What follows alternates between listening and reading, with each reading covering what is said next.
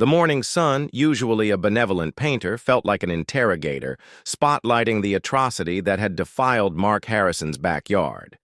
His pool, his sanctuary, his shimmering blue oasis was gone. In its place, a viscous, iridescent slick of crude oil stretched from one ceramic edge to the other, reflecting the horrified distortion of his face. The air, usually redolent with chlorine and blooming jasmine, now reeked of petrochemicals, a nauseating stench that clawed at his throat. He stood frozen, a mug of now-cold coffee clutched in a trembling hand. The sound of a distant lawnmower, a grotesque counterpoint to the silent scream building inside him. This wasn't just vandalism. This was an act of pure, unadulterated malice. He knew, with a chilling certainty that settled deep in his gut, exactly who was responsible. Veronica Sterling, his next-door neighbor, a woman whose smiles were as rare as a lunar eclipse and whose capacity for petty spite was legendary.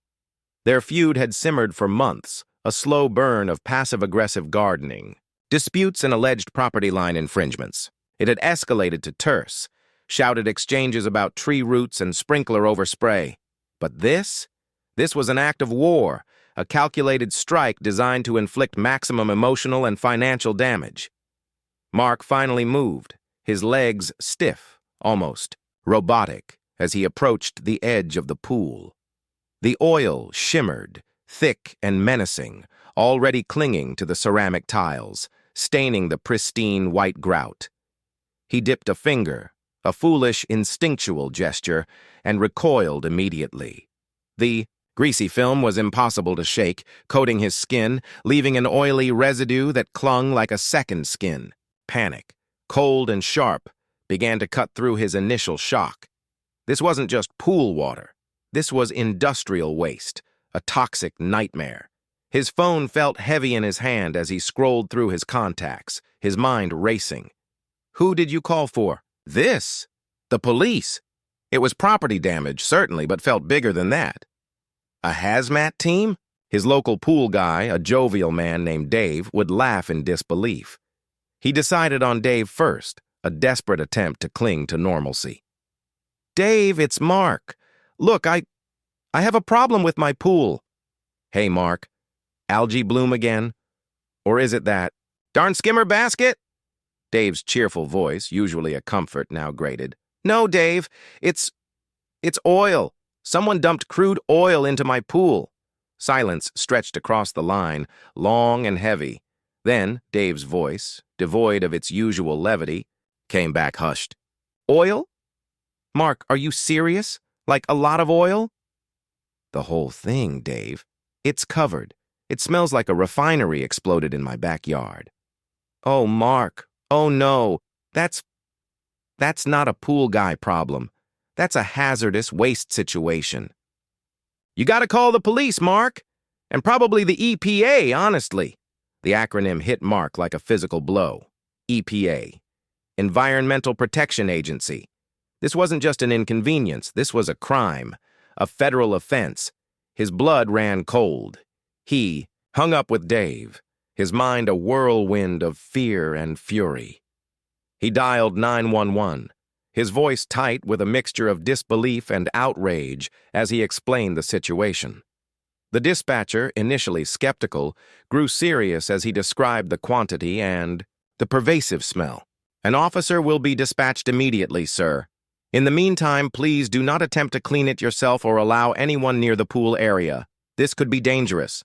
As he waited, the urge to confront Veronica became an almost irresistible force. He stalked towards the fence separating their properties, his eyes scanning her manicured lawn, her pristine house. Her blinds were drawn, a silent, mocking testament to her deliberate avoidance. He could feel her smug satisfaction radiating from behind those closed windows. Veronica, he roared, his voice cracking with emotion. Veronica, you hear me? What? Have you done? No response, only the rustling of leaves and the persistent drone of the distant lawnmower. His hands balled into fists, knuckles white. The helplessness was agonizing. 20 minutes later, a patrol car pulled up. Officer Miller, a young woman with a stern but sympathetic face, approached Mark, her brow furrowed as the scent of oil hit her. "Mr. Harrison? I'm Officer Miller. Can you show me what happened?" Mark led her to the pool, gesturing wildly, his words tumbling out in a torrent of anger and frustration. Miller, however, remained calm, her gaze sweeping over the black surface, then to the ceramic, the skimmers, even the surrounding vegetation. She took notes, her pen scratching against her pad, her expression growing increasingly grim. "This is significant, Mr. Harrison," she said finally.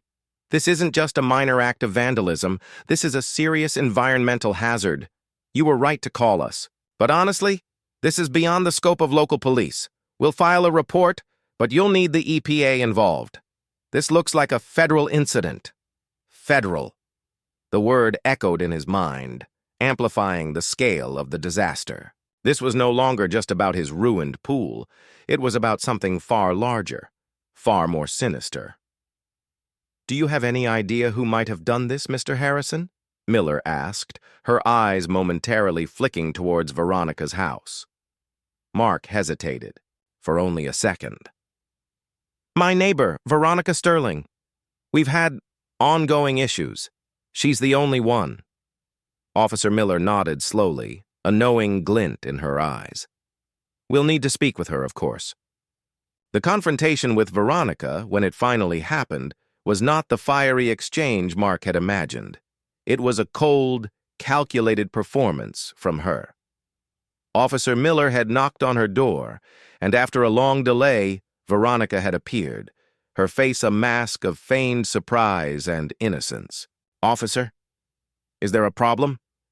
Her voice was saccharine, dripping with false concern. "Ms. Sterling, we're investigating an incident involving hazardous waste in Mr. Harrison's pool. He's indicated you might have some information." Veronica's eyes, narrowed slits, darted to Mark, then back to the officer, her smile tightening. "Hazardous waste? In Mark's pool? Oh, how dreadful. I can't imagine what would cause such a thing. I certainly have no information, officer. I've been home all morning tending to my orchids." She gestured vaguely towards her living room, a picture of domestic tranquility. Mark bristled. "Tending to your orchids? You think I'm stupid, Veronica? You knew exactly what you were doing." "Mark, please," Veronica said, her voice a condescending purr. "Your accusations are baseless and quite frankly offensive. I have no idea what you're talking about." Officer Miller interjected, her voice firm.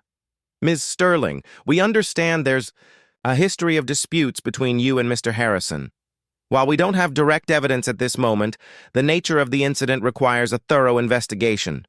We'll be in touch." Veronica simply offered a tight-lipped smile and retreated. Behind her door, the click of the lock a definitive end to the brief, unsatisfactory encounter. Mark felt a fresh wave of despair. It was her. He knew it. But how could he prove it?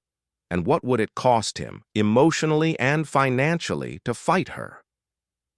The next few hours blurred into a haze of phone calls and growing dread. An EPA agent, a no-nonsense woman named Ms. Chen, arrived later that afternoon. Her presence was even more formidable than Officer Miller's. She wore a uniform with official insignias, and her gaze, as it swept over the oily pool, was clinical, assessing, and utterly devoid of pity. "Mr. Harrison, this is a serious violation," Ms. Chen stated, her voice calm but authoritative, as she pulled out a specialized testing kit. "Dumping petroleum products into a residential pool constitutes illegal discharge of hazardous waste. We're looking at potential contamination of groundwater, soil, and a direct threat to local wildlife. This isn't just about cleaning your pool." She collected samples, her movements precise. "We'll test this to confirm the type of oil. But from the visual and the odor, it's consistent with a heavy crude or waste oil. This kind of material is regulated under federal environmental laws." Mark felt a tremor run through him. "Federal laws? What does that even mean?" Ms. Chen met his gaze, her expression unyielding. "It means significant penalties. The cost of remediation alone will be substantial. We're talking specialized hazardous waste removal, decontamination of the pool structure, potential soil testing, and removal if there's seepage. And then there's the fine. She paused, letting the word hang in the air heavy with unspoken weight. Mark braced himself, anticipating a hefty figure, perhaps a few $1,000s, enough to sting. For intentional, unauthorized discharge of hazardous waste, particularly in a residential area, the fines can be substantial. Depending on the volume, the type of waste, and the potential for environmental damage, it can easily reach into the hundreds of thousands of dollars. Mark's jaw dropped. Hundreds of thousands? For my pool? He stammered, the words barely forming. Ms. Chen's eyes softened slightly, a flicker of understanding in their depths, but her voice remained firm. Not for your pool, Mr. Harrison. For the act of environmental pollution, the fine isn't levied for the damage to your property. It's for the violation of federal clean water and hazardous waste laws. And the person responsible, once identified, will be held accountable for all of it. Mark stared at the shimmering black surface, the stench of oil suddenly sharper, more menacing. Hundreds of thousands. Veronica. Her smug face, her denial, her petty revenge. The twist wasn't just the sheer financial scale of the disaster, but the crushing weight of karma descending upon the instigator. This wasn't just his problem anymore. It was her $500,000 mistake. A colossal bill for a moment of spite she could never. The sun dipped below the horizon, painting the sky in hues of angry orange and bruised purple, a fitting backdrop to Mark Harrison's escalating nightmare. The police car had left, followed by the formidable Ms. Chen from the EPA.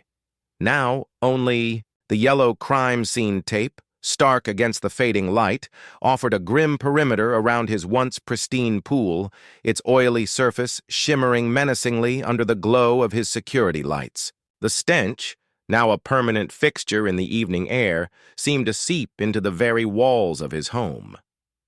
Mark paced his living room, a caged animal, the weight of Ms. Chen's words echoing in his ears. Hundreds of thousands of dollars. The thought was a relentless hammer blow to his psyche. He was not a wealthy man. His modest home and well-maintained pool were the fruits of years of hard work, not a bottomless trust fund. This incident, whether he was liable or Veronica, threatened to unravel everything. His phone buzzed, startling him. It was Sarah, his ex-wife. He hadn't spoken to her in months, not since their contentious divorce had finalized, leaving a raw wound that still throbbed. He almost ignored it, but something compelled him to answer. "Mark? What the hell is going on? I just drove past the house, there's police tape everywhere, and it smells like a gas station." Sarah's voice, usually cool and composed, was laced with genuine alarm. They shared custody of their 12-year-old daughter, Lily, and the thought of Lily seeing this? "It's Veronica, Sarah," Mark began, his voice hoarse, the words spilling out. "She dumped crude oil into the pool. The EPA is involved. They're talking about fines in the hundreds of thousands." A gasp. "Veronica? The neighbor? You're serious?" "Mark, that's insane. Why would she—" "Wait. Fines. What does that mean for us? For Lily? Is the house even safe?" "They said the person responsible will be fined, not me. But the cleanup—" "I don't know, Sarah. This is a mess. A federal mess." He ran a hand through his already disheveled hair. "They took samples. They're going to investigate." "Investigate? Mark, you need proof. Actual, undeniable proof that she did it. Otherwise, they'll come after you. It's your property. Have you talked to a lawyer?" The mention of a lawyer brought a new wave of dread, legal fees on top of everything else. "No, not yet. I don't even know where to start." "Well, you need to, and fast. Get pictures. Document everything." "Think, Mark. Did you see anything? Hear anything? Anything at all?" Her urgency, though irritating, spurred him. He hadn't seen anything. He'd woken up to the horror. But earlier the previous night, the security camera. He murmured more to himself than to Sarah. "I have a camera facing the backyard. It points right at the pool." A beat of silence. Then Sarah's voice, sharp with renewed hope. "The one you installed after the break-in? Mark, please tell me it's working. Please tell me you checked it." He hadn't. In the chaos of the morning, his mind hadn't even gone there. It was so obvious, so ridiculously simple, and yet it had been overshadowed by the sheer enormity of the immediate crisis. I didn't. I'll check it now. Call me back as soon as you know, Mark. And be careful. If she's capable of this, who knows what else she's capable of." Sarah hung up, leaving Mark with a fresh surge of adrenaline and a sliver of hope. He practically sprinted to his study, fumbling with his laptop. The security camera system, a gift from Sarah years ago, was usually reliable. He logged in, his heart pounding a frantic rhythm against his ribs. The interface loaded slowly, each pixelated moment a torture. He navigated to the playback, setting the time filter for the previous night. The video flickered to life. Static. A distorted image. No, that wasn't right. He adjusted the settings, clicked refresh. Still static. A deep, cold dread settled in his stomach. The camera was dead. Or more accurately, appeared to be. He remembered a faint flickering of the power indicator light on the camera's base when he'd first approached the pool, but he'd dismissed it as a glitch. Now, he knew better. He rushed outside, ignoring the crime scene tape, to the camera, mounted strategically on the corner of his house, overlooking the pool. The power cable, usually neatly tucked against the wall, was severed, a clean, precise cut. Someone had known exactly what they were doing. Someone had planned this, and that someone was Veronica. The last flicker of hope died. She wasn't just spiteful, she was cunning, calculating. He had no footage, no eyewitnesses, just a ruined pool, and a neighbor who radiated smug indifference. The next morning, the EPA team, led by Ms. Chen, arrived with a phalanx of specialists and equipment.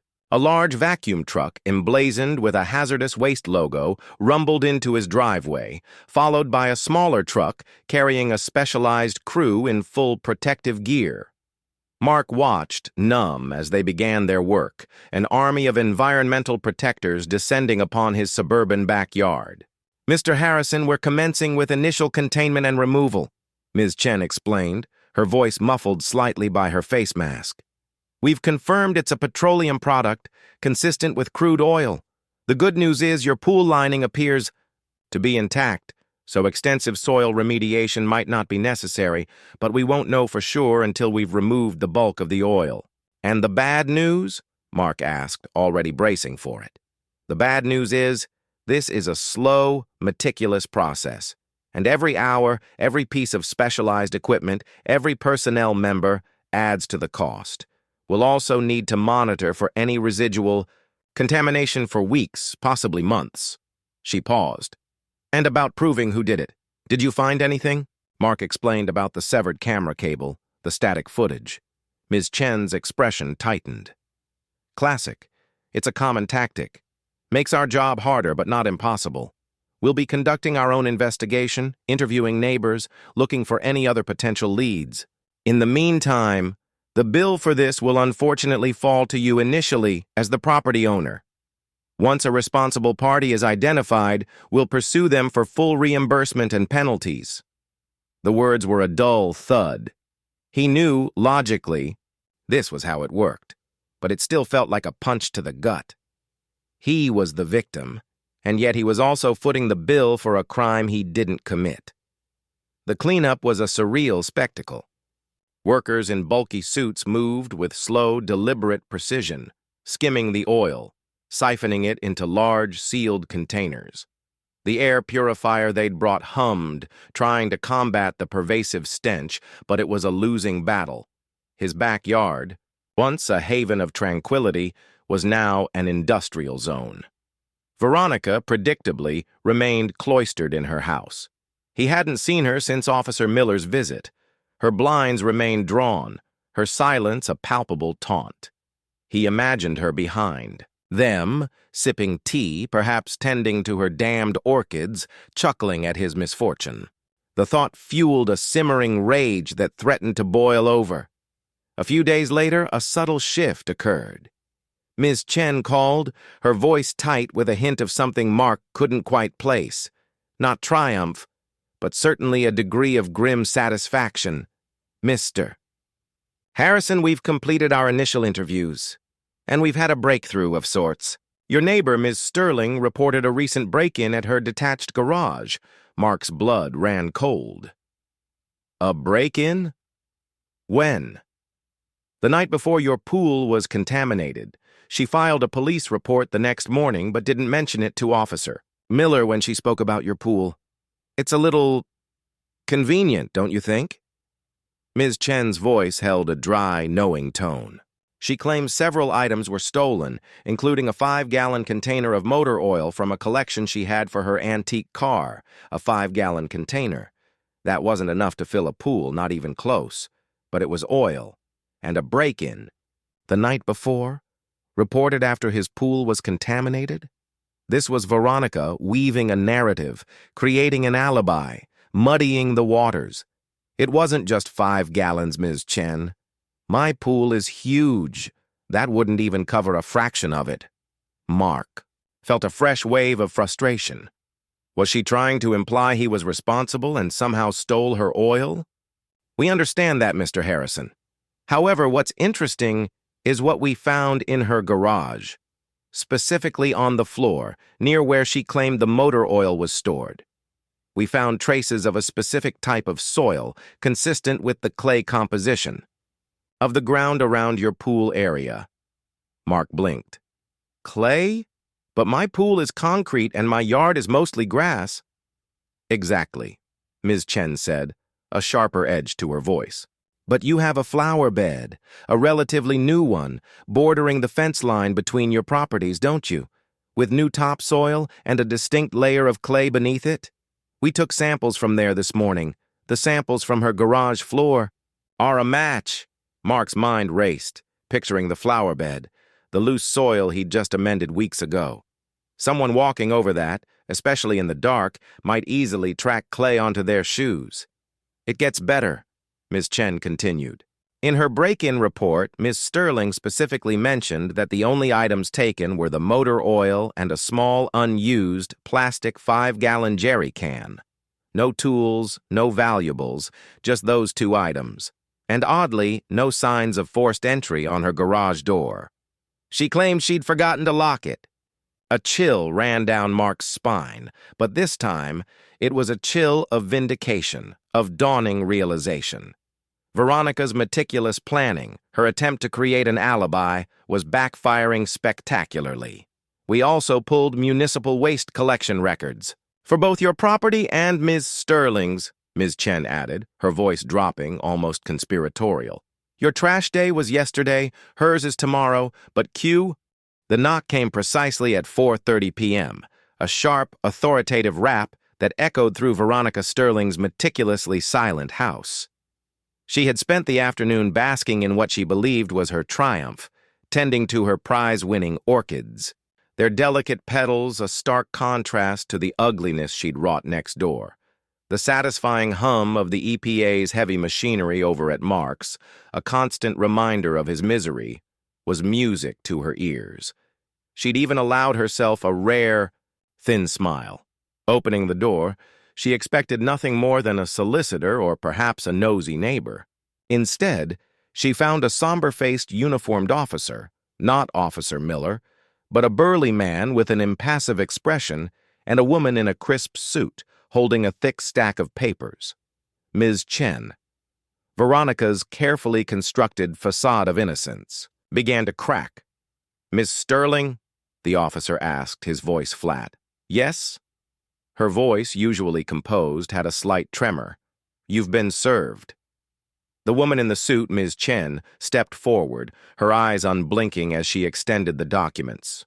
This is a formal complaint from the Environmental Protection Agency regarding the illegal discharge of hazardous waste into the property of Mr. Mark Harrison. It also includes an order for preliminary injunction, compelling your cooperation in the ongoing investigation and demanding full restitution for cleanup costs and substantial penalties. Veronica stared at the papers, her mind refusing to process the words. Served? Restitution? Penalties?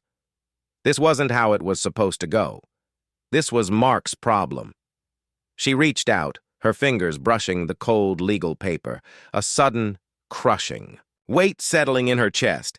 "This is outrageous," she finally managed, her voice rising, shrill. "This is a mistake. I've done nothing of the sort." She tried to push the documents back, but Ms. Chen held firm. "The evidence suggests otherwise, Ms. Sterling," Ms. Chen replied, her voice calm, devoid of accusation, yet utterly unyielding. "You'll find the details within these documents. You have 24 hours to secure legal representation. Failure to comply with this order will result in further legal action." The officer stepped aside, and Ms. Chen, her duty done, turned and walked away. Veronica stood in her doorway, the thick envelope feeling like a lead weight in her hand, the words blurring before her eyes. The fine. The hundreds of thousands. It couldn't be. Mark had no proof. She had covered her tracks. She had created her alibi. She slammed the door shut, the sound echoing hollowly through her once serene home. Across the fence, Mark watched the same police car leave Veronica's driveway. A different officer this time, but the message was clear. Justice was moving. He felt a surge of grim satisfaction, a quiet victory in the face of his ongoing ordeal. The cleanup crew was still at work, the air still faintly acrid, but the despair that had gripped him earlier had been replaced by a hardened resolve. Veronica would pay. He called Sarah, his voice steady. They served her. The EPA just delivered the papers. "Good," Sarah said, a note of triumph in her voice. "Now what? They just sent her a bill? I don't think it's that simple." Ms. Chen mentioned a formal complaint, an injunction, restitution, and penalties. "I think we're going to need a lawyer, Sarah. Not just to protect me from any residual liability, but to make sure Veronica actually pays for all of this." "You're right," she agreed, surprisingly calm. "I have a contact, a good friend from law school. Environmental law, actually. I'll reach out to her first thing in the morning. For now, try to get some rest, Mark. You've been through a lot." Rest felt like a foreign concept. He made himself a simple dinner, the silence of his house amplified by the absence of the children's laughter that usually filled it. Lily was still at Sarah's, a decision they'd made to keep her away from the hazardous zone his backyard had become. He missed her terribly, but knew it was for the best. The next day brought a whirlwind of activity. Sarah's friend, Lisa Hayes, a sharp, no-nonsense attorney with a formidable reputation, agreed to take Mark's case. Her first advice was clear. Document everything. Every phone call, every interaction, every piece of paper. He also needed to keep meticulous records of all cleanup costs, which were already mounting. "The EPA's evidence sounds solid, Mark," Lisa explained over a video call, her face framed by stacks of legal texts. "The soil samples, the trash bag, the witness from the auto shop. It's a strong case. Veronica's break-in story is easily debunked by the lack of forced entry and the highly selective theft. But she's not going to roll over. She'll fight this tooth and nail. Expect her to try and discredit you, to claim you're fabricating. This due to a long-standing neighbor dispute." "But it is a long-standing neighbor dispute," Mark countered, frustrated. "Exactly. And she'll spin that. She'll try to paint you as vindictive, unstable. We need to be prepared for that." Mark felt a fresh wave of exhaustion wash over him. This wasn't just about cleaning his pool anymore. It was about navigating a treacherous legal landscape, fighting a war of attrition against a woman who clearly had no moral compass. Meanwhile, Veronica was indeed fighting. Mark saw her car pulling out of her driveway late that afternoon, a sleek black sedan belonging to a notorious defense attorney, renowned for his aggressive tactics and his ability to tie up cases in endless legal knots. The sight sent a fresh chill down his spine. She wasn't just in shock, she was mobilizing. The first volley came 2 days later, not from Veronica directly, but through a thinly veiled whisper campaign. Mark started receiving anonymous emails, ostensibly from concerned neighbors, questioning his character, hinting at past conflicts, and suggesting he had a history of overreacting. A few pointed out his security camera being conveniently broken, implying he might have been hiding something. The messages were vague, but the underlying intent was clear: smear his reputation, sow doubt, and erode his credibility. He forwarded them all to Lisa. "This is her, isn't it?" "Undoubtedly," Lisa confirmed, her voice grim. "It's a classic tactic. She's trying to muddy the waters, create enough doubt to prolong the process. Don't respond to any of them. Don't engage. Let me handle it.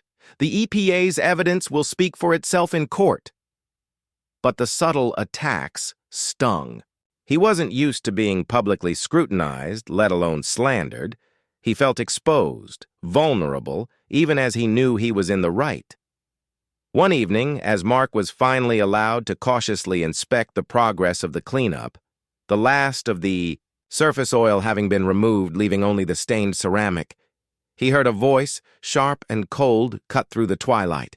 "Still cleaning up your little mess, Mark?" He turned to see Veronica standing by the fence line, her arms crossed, a mocking smirk playing on her lips. It was the first time they'd spoken since she'd been served. He felt a surge of primal anger, a desire to shout, to scream, to unleash all the frustration and fear she had inflicted upon him. But he remembered Lisa's advice. Don't engage. He simply stared at her, his expression a blank wall. Her smirk faltered slightly, replaced by a flicker of irritation. "Don't pretend you're so innocent. We both know what this is really about. You've always resented me, haven't you? My success, my beautiful home, my peace." "Your peace?" Mark finally said, his voice low, dangerously calm. "You destroyed my property. Veronica, you polluted the environment. The EPA has the evidence. You're facing fines that will cripple you." Her eyes blazed. "Evidence? Your pathetic little camera was broken. Your word against mine. And my lawyer, Mr. Thorne, is going to tear your flimsy accusations apart. He'll make sure you pay for my break-in and for all the inconvenience you've caused me." "Your break-in was a lie, Veronica," Mark countered, stepping closer to the fence, his eyes locked on hers. "They found the soil from my flower bed in your garage. They intercepted the trash bag you dumped in my bins, with your gloves, your funnel, and the receipt for 50 gallons of motor oil. They even have the testimony of the auto shop owner who sold it to you. You're caught, Veronica, red-handed." For the first time, Veronica's composure truly shattered. Her face, usually so controlled, contorted into a mask of pure fury and something akin to fear. Her eyes widened, a momentary flash of genuine terror. She hadn't expected them to connect all the dots, especially not the trash bag. Her breath hitched. You have nothing!" she shrieked, her voice losing its icy control, becoming a desperate, ugly sound. "This is harassment. I'll sue you for defamation. I'll make sure you lose everything." "You already tried to make me lose everything," Mark said, his voice now cold, hard. "And now you're going to pay for it, every single cent." Veronica stared at him, her chest heaving, her eyes darting between his unyielding gaze and the yellow tape around his pool, which was slowly regaining a semblance of its former blue. The initial shock had worn off, replaced by a dangerous, cornered desperation. She realized the extent of the evidence against her, the meticulous work of the EPA that had unraveled her carefully constructed lies. Her alibi was in tatters, her cover blown. As Mark turned to walk away, a new tremor, colder than before, ran down his spine. He hadn't just exposed her, he had cornered her. And a cornered animal, he knew, was the most dangerous kind. Veronica, defeated in this initial skirmish, would not retreat gracefully. Her desperation would only fuel a more dangerous, unpredictable retaliation. He could feel it in the air, a palpable shift in the wind. This battle had just escalated from a legal dispute to a personal war, and Veronica Sterling, spent the next few days in a self-imposed prison of her own making, the blinds of her house permanently drawn, the sound of her phone ringing a constant source of anxiety. The confrontation with Mark, his precise damning recitation of the EPA's evidence, had stripped away her last vestiges of composure. The carefully constructed edifice of her defense, her alibi, her denials, all had crumbled under the weight of his words. She was caught, undeniably, irrevocably. Her lawyer, the formidable Mr. Thorne, had been blunt. Ms. Sterling, the EPA's case is extraordinarily strong. The soil samples, the trash bag, the witness from the auto shop, the lack of forced entry on your break-in, it paints a picture that will be very difficult to dispute. We can delay, we can challenge procedures, but the core facts are against us. But I didn't do it, she had shrieked, her voice raw. Mark is lying. He's always hated me. Thorne had sighed, a sound of weary resignation. Your personal feelings about Mr. Harrison, while noted, do not alter physical evidence, Ms. Sterling. My advice at this juncture is to consider a settlement with the EPA. The fines, while substantial, could be mitigated if you cooperate. If this goes to trial, and you're found liable, the penalties could be even more severe, not to mention the criminal charges the district attorney might consider based on the EPA's findings. Criminal charges. The words hung in the air, cold and terrifying. Veronica had always viewed her actions as a minor act of revenge, a well-deserved slap in Mark's entitled face. She hadn't conceived of it as a federal crime, a pathway to potential jail time. The reality of her situation, stark and unforgiving, crashed down on her like a tidal wave. She refused to settle. The idea of admitting guilt, of paying Mark Harrison, a single cent, was anathema to her. It would be an admission of defeat, a concession to the man she loathed. No, she would fight. She would find another way. Mark, meanwhile, felt a fragile sense of victory. The EPA cleanup continued, the smell slowly dissipating, the pool's ceramic tiles now painstakingly scrubbed and sterilized. The sight of the clean, empty basin, awaiting fresh water, brought a glimmer of hope. He still had a long way to go. The pool needed to be refilled, rebalanced, and the lingering threat of Veronica's retaliation weighed heavily on his mind. Lisa, his lawyer, however, cautioned him. Veronica isn't giving up. Her attorney, Mr. Thorne, has filed a motion to dismiss the EPA's complaint, citing procedural irregularities and a lack of direct eyewitness testimony. It's a long shot, but it will delay things. He's also hinting at a counterclaim against you for defamation and harassment. Defamation? Harassment? Mark scoffed. She dumped oil in my pool. Doesn't matter, Lisa replied. It's a strategy to distract, to make you spend more money on legal fees, to try and exhaust you. This is going to be a protracted battle, Mark. Are you ready for that? He looked out at his still empty pool, then towards Veronica's darkened house. He thought of Lily, of the peace he had lost, of the outrage he still felt. Yes, he said, his voice firm. I'm ready. The first sign of Veronica's escalation came not through legal channels, but through a more insidious route. The anonymous emails, which had briefly stopped, resumed with a vengeance.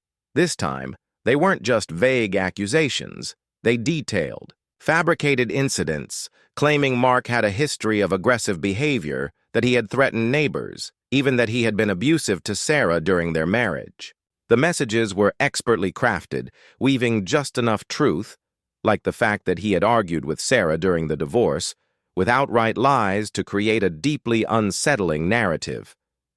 He forwarded them to Lisa, his hands shaking with controlled fury. "She's going after my personal life now, my reputation."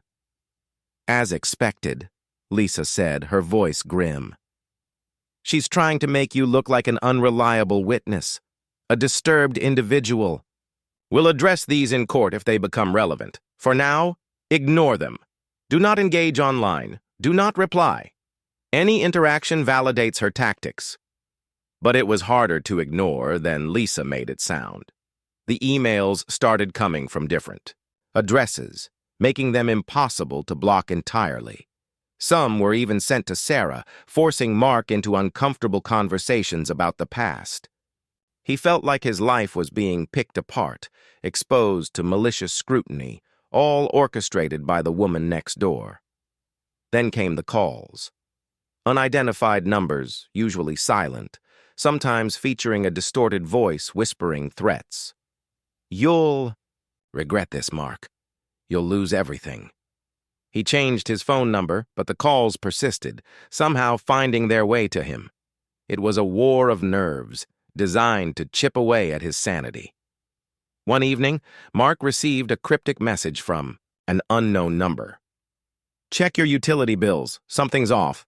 He almost dismissed it as another one of Veronica's ploys, but something in the precise wording, the implied knowledge, nagged at him. He pulled up his online accounts. Electricity, gas, water. Everything seemed normal at first glance. But then he looked closer. His water bill. It had quadrupled in the last month. He clicked on the usage details. A massive spike in water consumption, beginning precisely on the day after the oil incident. He knew the EPA had used a significant amount of water for initial rinsing, but they had brought their own trucks, their own water source. They wouldn't tap into his. He called the water company, a polite but firm woman on the other end, confirming the astronomical usage. "Sir, your meter shows a continuous high-volume outflow for several days. Is there a leak you're aware of?" A leak. No. His pool was empty, but then a chilling thought struck him. The EPA had drained the oil, but the pool was still connected to its water supply system. What if Veronica had? He rushed to the side of his house, where the main water line entered, feeding into the pool's intricate plumbing. He followed the pipes, his heart pounding. There, almost hidden beneath a large bush, was a small, almost imperceptible turn-off valve. It was normally closed, only used for maintenance. Now it was open, just a crack, barely noticeable unless you were actively looking. It led to a small, flexible hose that snaked under the fence, disappearing into Veronica's yard. Mark felt a cold wave of fury, so intense it made his vision blur. She wasn't just poisoning his life. She was stealing. From him. Exploiting his vulnerability even as the EPA cleaned up her mess. She had deliberately opened his water line, siphoning off thousands of gallons of water, not just to spite him, but to run up his bills, to bury him under another layer of financial burden. He snapped a dozen pictures with his phone, his fingers, trembling with rage. Then he firmly shut the valve, cutting off the illicit flow. The hose, now limp, looked like a defeated serpent. He called Lisa, his voice shaking with a mixture of anger and disbelief. "You won't believe what she's doing now. She's siphoning water from my house." He explained the open valve, the hose, the exorbitant water bill. Lisa listened, her initial surprise quickly replaced by a grim determination. "That's larceny, Mark. Property damage, theft of services. This isn't just petty anymore.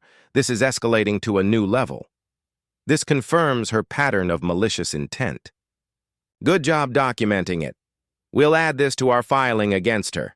This will bolster our case significantly." The immediate threat of the water theft was contained, but the incident left Mark feeling utterly violated. The brazenness of it, the sheer audacity. She wasn't just fighting, she was actively trying to destroy him. His ex-wife Sarah also started facing direct pressure.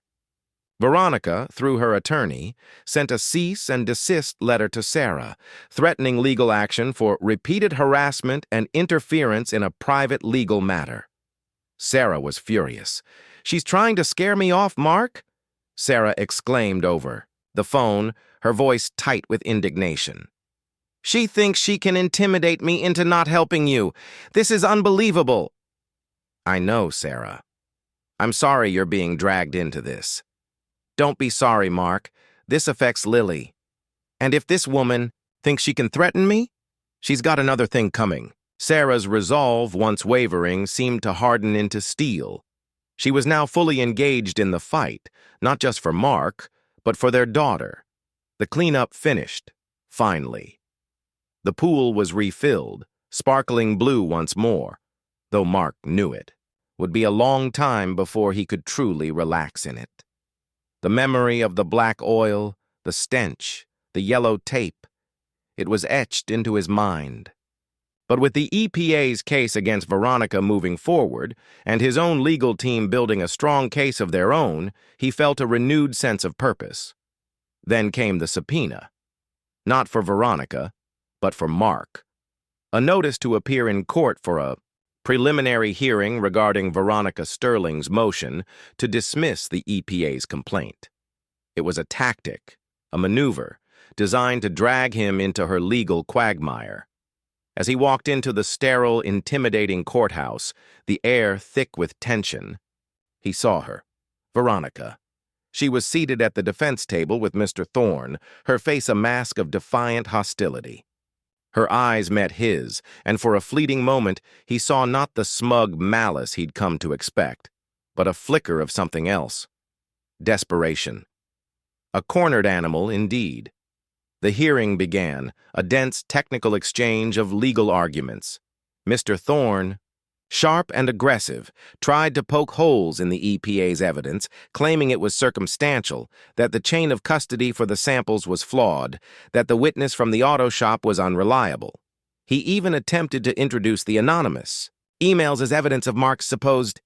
The judge's stern gaze, sharp as a surgeon's scalpel, had cut through Veronica's last pretense. The revelation of the siphoned water, meticulously documented by Mark and presented with devastating precision by Lisa, had irrevocably shifted the dynamics of the preliminary hearing. Mr. Thorne, for all his bluster, could only sputter a weak denial as the judge's questions bore down on Veronica. The motion to dismiss was summarily denied, and a date for a full civil trial was set. But more than that, the judge had explicitly warned Veronica about the potential for additional charges, signaling a growing judicial impatience with her malicious antics. Leaving the courthouse, Mark felt a strange mix of exhaustion and exhilaration. It was a small victory, but a significant one. Veronica's carefully constructed facade had been publicly shattered, and the legal system, slow and deliberate, was beginning to grind into action against her. Sarah met him outside, her hand squeezing his arm in silent support. She looked like she'd seen a ghost, Sarah commented, a hint of satisfaction in her voice. That water theft really hit her hard. It was audacious, Mark agreed, still marveling at Veronica's nerve. To try and add insult to injury while the EPA was cleaning up her first mess. She really thought she was untouchable. Lisa, ever the pragmatist, tempered their optimism. This is just the beginning. Thorne will now shift tactics. He'll likely try to settle out of court on the smaller, secondary charges like the water theft, to prevent them from poisoning Veronica's defense on the main EPA case. But on the EPA front, he'll dig in hard. He might even try to appeal the judge's denial of his motion to dismiss, though it's unlikely to succeed. And indeed, the legal maneuvering began almost immediately. Offers of settlement for the water, theft and harassment charges arrived, far below what Mark knew he was owed for the inflated utility bills and the emotional distress. Lisa advised him to reject them, using them instead as further evidence of Veronica's pattern of malicious behavior. Each rejection only seemed to deepen Veronica's desperation, her hatred of Mark palpable even from a distance. The anonymous email campaign against Mark escalated further. This time, the messages became overtly threatening, hinting at property, damage, and even personal harm. One email contained a photograph of Mark's house, clearly taken from a concealed vantage point across the street, with a crude red X drawn over his front door. Another featured a distorted, almost demonic image of Mark's face, emblazoned with the words, "Payback is coming." Mark forwarded them all to Lisa, and she, in turn, passed them to Officer Miller, who assured him they were being taken seriously.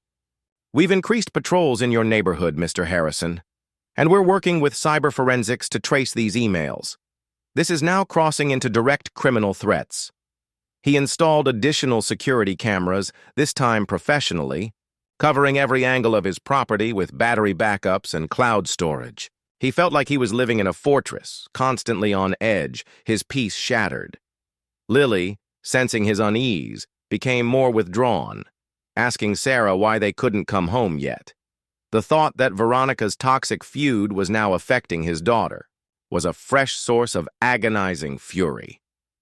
One afternoon, Mark returned home to find a strange car parked directly in front of his driveway. A man with a disheveled suit and an aggressive demeanor got out, clipboard in hand. "Mark Harrison?" the man barked, not waiting for a reply. "I'm from the city's code enforcement. We've received multiple complaints about unauthorized structures and ongoing noise violations on your property. Specifically, the pool cover and filtration system are allegedly non-compliant, and there have been reports of excessive noise from heavy machinery for weeks." Mark stared, aghast. "Noise? The EPA cleanup finished days ago, and the pool cover and filtration are standard, permitted installations." "Nevertheless," the man said, shoving a notice into Mark's hand. "These are official complaints. You have 48 hours to rectify the alleged violations or face fines and potential injunctions. We'll be back to inspect." He smirked. "And the noise complaints specifically mention ongoing disruptive work, even at night." Mark watched the man drive off, the notice burning in his hand. Another tactic. Veronica was leveraging every municipal loophole, every bureaucratic channel she could find, to harass him, to bury him under a mountain of petty fines and endless paperwork. The noise complaints at night were particularly galling, a clear fabrication, as the EPA cleanup had only operated during daylight hours. He immediately called Lisa, his voice tight with barely suppressed rage. "She's doing it again, Lisa. Now, it's code enforcement. Baseless complaints, obviously from her." "As predicted," Lisa sighed. "Thorne is throwing everything he can at you, hoping something sticks, or at least slows you down. We'll fight these, just like everything else. Document everything, Mark. Every interaction, every inspection, every piece of paper. This is a harassment campaign, pure and simple." The next week was a blur of inspections, counter-documentation, and angry phone calls to city departments. The code enforcement officer, clearly biased and fueled by Veronica's relentless complaints, returned twice, attempting to find any minor infraction, no matter how insignificant. Mark, with Lisa's guidance, meticulously proved each complaint false, providing permits, receipts, and even statements from the EPA confirming their operational hours. The process was exhausting, a draining exercise in bureaucratic warfare. But he refused to give Veronica the satisfaction of a single concession. Through it all, Veronica remained hidden, a shadowy presence behind her drawn blinds, orchestrating her campaign of terror from afar. Her only public appearance was at a tense neighborhood association meeting, where she subtly attempted to poison the well against Mark, hinting at his unstable nature and ongoing disputes with authorities. Mark, advised by Lisa, did not attend, letting his actions and the mounting EPA case speak for themselves. Then, the final, most audacious act of retaliation. It happened late one night, a few weeks after the pool had been refilled. Mark was asleep, a fitful sleep haunted by the low hum of his new security system and the lingering scent of old oil in his dreams. A piercing, insistent alarm blared, jolting him awake. The flood alarm. He sprang out of bed, his heart hammering. Against his ribs, adrenaline surging through him. He checked his phone. The security app showed a critical alert. Pool pump malfunction. High water level detected. Imminent overflow. He rushed to the backyard, flicking on every light. What? He saw made his blood run cold. The pool pump, a powerful unit responsible for circulating and filtering the water, was running at full capacity, but instead of drawing water from the pool, it was clearly pumping water into it from an external source. The water level was dangerously high, sloshing over the edges in some places, threatening to swamp his entire backyard. And draped over the fence, leading directly to the pump's intake valve, was a familiar, flexible hose. The same hose Veronica was siphoning water back into. His pool, not from his water line this time, but from her own, deliberately overflowing his pool in a calculated act of sabotage. The sheer audacity, the relentless, unhinged malice was breathtaking. She wasn't just trying to annoy him, she was trying to flood his property, to inflict severe structural damage to his house, to ruin his landscaping, and possibly even cause a catastrophic short circuit if the water reached his electrical systems. He raced to the pump, struggling to switch it off, his hands shaking. The water continued to surge in from the hose, relentless. He finally found the emergency shutoff, the whirring motor grinding to a halt, the flow of water slowly subsiding. But the damage was already done. His backyard was soaked, the landscaping, around the pool already showing signs of erosion, mud everywhere. He grabbed his phone, his fingers flying, capturing every angle of the hose, the overflowing pool, the soaked yard. Then he stormed to the fence, shaking it, his rage finally boiling over. "Veronica!" he roared, his voice hoarse, raw with fury. "You are insane! This is criminal!" A light flickered on in Veronica's bedroom. Then a shadow moved behind the drawn blinds. No response. Just the chilling silence, the pervasive smell of wet earth, and her unspoken, defiant triumph. He called 911 immediately, his voice trembling with a desperate urgency as he explained the situation. Officer Miller, who had responded to his initial call, arrived quickly, her face a grim mask as she surveyed the scene. She used her own water supply to flood your pool, Mr. Harrison? Miller asked, her disbelief evident. Yes. She connected a hose from her yard to my pump. She tried to flood my entire property. Mark pointed, his finger shaking. Officer Miller walked to the fence, examining the hose, then peered over into Veronica's dark yard.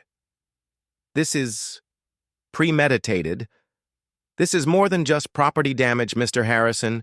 This is a calculated act of criminal mischief, potentially even attempted felony vandalism, depending on the damage. And given her history, this is extremely serious.